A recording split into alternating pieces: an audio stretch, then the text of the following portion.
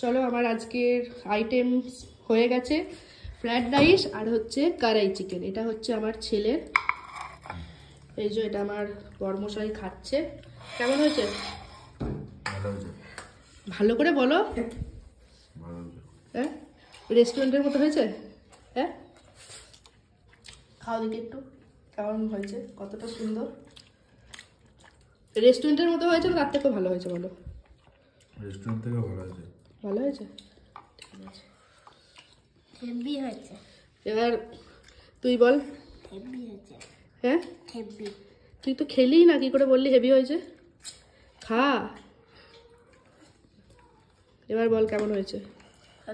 ভালো হয়েছে, ঠিক আছে। তো চলো আমার ওরা খাক, আমার ছোট ছেলে এখন উঠে পড়েছে, আমি এখন পরে খাবো।